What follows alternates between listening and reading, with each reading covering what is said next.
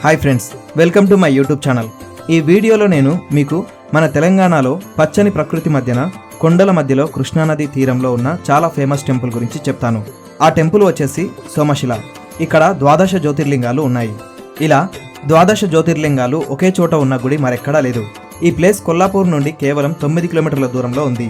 నాగర్ కర్నూలు జిల్లాలోని కొల్లాపూర్కు మీరు వస్తే ఈ ప్లేస్కు ఈజీగా వెళ్ళొచ్చు. కొల్లాపూర్ నుంచి సోమశిలకు వెళ్లే దారి మొత్తం చాలా అందంగా ఉంటుంది. చుట్టూ ఎత్తైన కొండలు ఉంటాయి.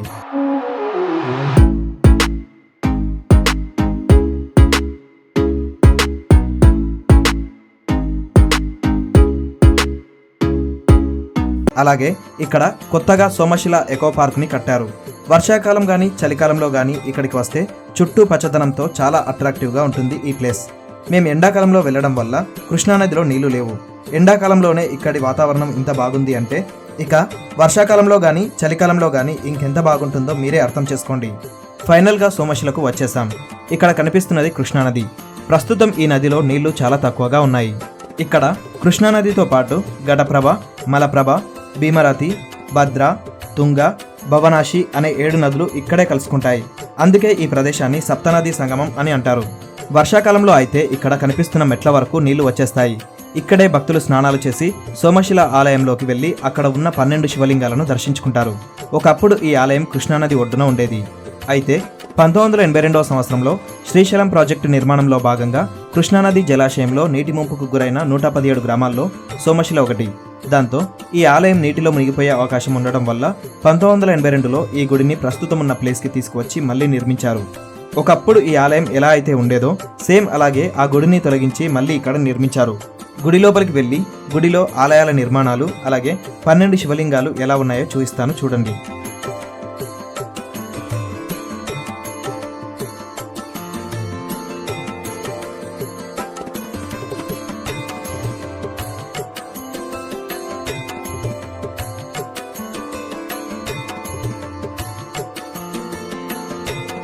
ఆలయం లోపలికి వెళ్ళడానికి 2 దారులు ఉన్నాయి. స్ట్రైట్గా వెళ్ళొచ్చు, అలాగే గుడి పక్క నుంచి వెళ్ళి ఆలయంలోకి వెళ్ళొచ్చు.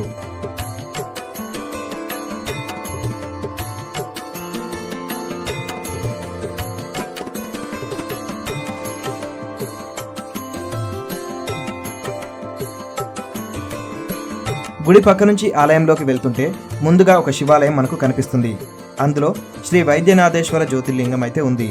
ఇది జార్ఖండ్ రాష్ట్రంలో ఉన్న వైద్యనాథేశ్వర జ్యోతిర్లింగానికి సిమిలర్గా ఉంటుంది. ఈ ఆలయం నిర్మాణం ఒకప్పుడు నీటిలో మునగక ముందు ఎలా ఉండేదో ప్రజెంట్ ఇప్పుడు అలాగే ఉంది. ఇక ఆలయ చరిత్ర విషయానికి వస్తే ఇంద్రుని కోరికపై విశ్వకర్మ చక్రతీర్థ సమీపంలో నిర్మించిన శ్వేతశిఖరి అనే పట్టణమే ఇప్పటి సోమశిల అని, అక్కడ చంద్రుడు రాజుగా ఉంటూ సోమేశ్వరుణ్ణి పూజించి దానికి సోమేశ్వరం అని పేరు పెట్టాడని, అదే క్రమంగా సోమశిలగా మారిందని చరిత్ర. ఈ సోమశిల అనే గ్రామంలో 13వ శతాబ్దంలో కాకతీయ రాజులు ఈ 12 జ్యోతిర్లింగాలన్నింటినీ కలిపి ఒకే మండపంలో ప్రతిష్ఠించారు. ఆలయంలోకి ఎంటర్ అవ్వగానే ఎడమవైపు శ్రీశైలం శ్రీ మల్లికార్జున స్వామి జ్యోతిర్లింగం ఉంటుంది. అలాగే ఈ ఆలయాన్ని ఆనుకొని శ్రీ సోమనాథ జ్యోతిర్లింగం అయితే ఉంటుంది. ఈ జ్యోతిర్లింగం గుజరాత్లో ఉంది.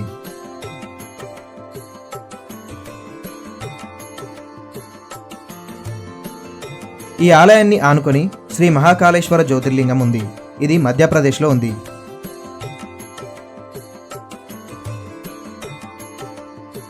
ఈ ఆలయం పక్కనే హనుమంతుని విగ్రహం ఉంది.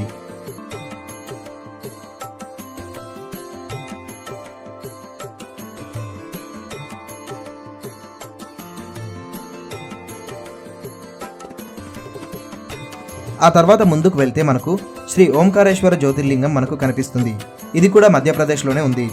ఈ లింగాలు అన్ని నిజమైన జ్యోతిర్లింగాలు ఎలా ఉన్నాయో సేమ్ అలాగే ఉంటాయి.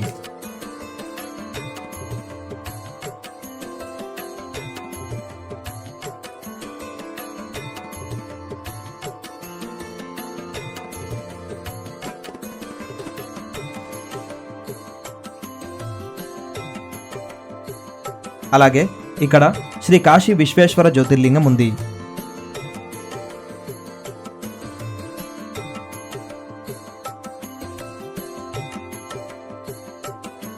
ఈ కాశీ విశ్వేశ్వర జ్యోతిర్లింగం గుడిని ఆనుకొని పక్కనే శ్రీ నాగేశ్వర జ్యోతిర్లింగం అయితే ఉంది. ఇది గుజరాత్లో ఉంది. ఒకసారి ఆలయ నిర్మాణాన్ని చూడండి. అలాగే ముందుకు వస్తే శ్రీ త్రయంబకేశ్వర జ్యోతిర్లింగం అయితే మనకు కనిపిస్తుంది. ఇది మహారాష్ట్రలోని నాసిక్కి సంబంధించింది.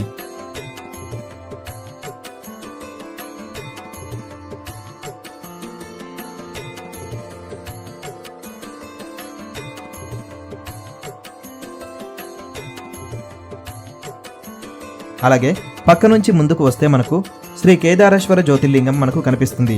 ఇది ఉత్తరాఖండ్ రాష్ట్రానికి సంబంధించింది.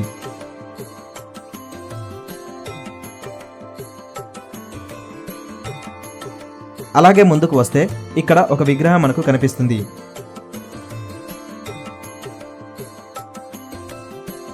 ఈ విగ్రహంలో ఉన్నది వీరభద్రుడు అని అనుకుంటున్నాను. ఒకవేళ కాదు అనుకుంటే మీకు ఎవరికైనా తెలిస్తే కామెంట్స్లో చెప్పండి. ఈ విగ్రహం పక్క నుంచి బయటకు వస్తే మనకు స్పెషల్గా ఒక ఆలయం కనిపిస్తుంది.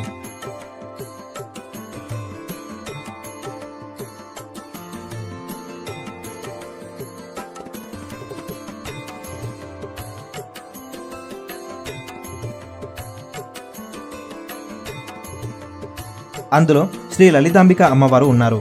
ఇక్కడ అమ్మవారు కూడా ఉండటం వల్ల ఈ ఆలయాన్ని శ్రీ లలితా సోమేశ్వర ఆలయంగా పిలుస్తారు. ఈ ఆలయం పక్క నుంచి వెళ్తే ప్రధాన ఆలయానికి వెనుక వైపుకు వెళ్తాం.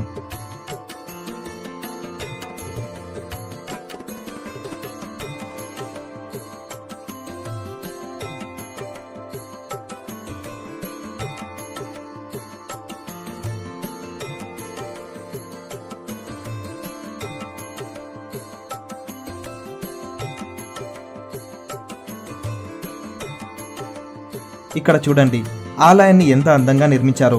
ఈ ఆలయ నిర్మాణానికి ఉపయోగించిన రాయి చాలా స్పెషల్గా ఉంటుంది. మీరు ఎప్పుడైనా ఈ ఆలయానికి వస్తే ఒకసారి గమనించండి, మీకే అర్థమవుతుంది. అలాగే ఆలయం పక్క నుంచి ముందుకు వస్తే మనకు రైట్ సైడ్లో మరొక ఆలయం కనిపిస్తుంది.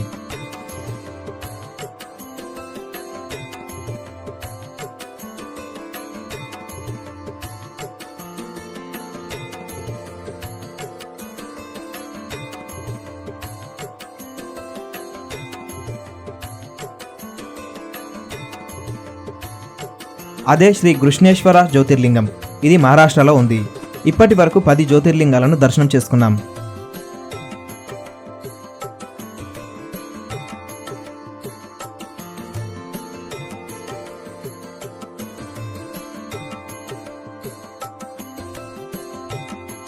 అలాగే ఈ ఆలయం పక్క నుంచి ముందుకు వెళ్తే మనకు శ్రీ భీమశంకరేశ్వర జ్యోతిర్లింగం కనిపిస్తుంది. ఇది మహారాష్ట్రలో ఉంది. ప్రతి ఆలయంలో ఉన్న జ్యోతిర్లింగం చరిత్ర చెప్పాలని నాకు ఉంది. బట్ అలా చెప్తూ వెళ్తే వీడియో లెంత్ చాలా పెరిగిపోతుంది. అందుకే జ్యోతిర్లింగం పేరు, ఆ లింగం ఉన్న ఆలయాన్ని చూపిస్తున్నాను. మీలో చాలామందికి జ్యోతిర్లింగాల చరిత్ర తెలుసని అనుకుంటున్నాను.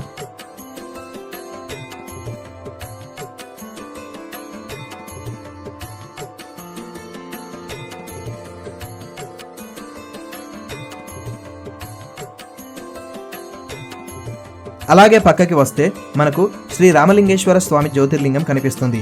ఇది తమిళనాడుకు చెందింది. ఈ ఆలయం ముందు ఉన్న శిల్పాలను ఒకసారి చూడండి. ఫ్రెండ్స్, మొత్తం 12 జ్యోతిర్లింగాలను మనం దర్శనం చేసుకున్నాం. ఇలా 12 జ్యోతిర్లింగాలు ఒకే చోట ఉన్న ఆలయం మరెక్కడా లేదు. ఫ్రెండ్స్, ఇప్పటి వరకు వీడియోని చూశారు అంటే వీడియో మీకు నచ్చిందనే అనుకుంటున్నాను. మీకు వీడియో కనుక నచ్చితే వీడియోని లైక్ చేసి వీడియోపై మీ అభిప్రాయాన్ని కామెంట్ రూపంలో తెలియజేయండి. ఏమైనా తప్పులు ఉంటే చెప్పండి, నెక్స్ట్ వీడియోలో సరి చేసుకుంటాను. ఇంత డీటెయిల్గా ఈ సోమశిలలో ఉన్న జ్యోతిర్లింగాలను ఎవరూ వీడియో తీయలేదు. నా కష్టం నచ్చితే, అలాగే వీడియో నచ్చితే ఛానల్ని సబ్స్క్రైబ్ చేసుకోండి. ఇలాంటి మరిన్ని ప్లేసెస్ని నా ప్రయాణంలో భాగంగా మీరు చూడండి. మరొక మంచి ప్లేస్తో మళ్ళీ కలుసుకుందాం. Thank you.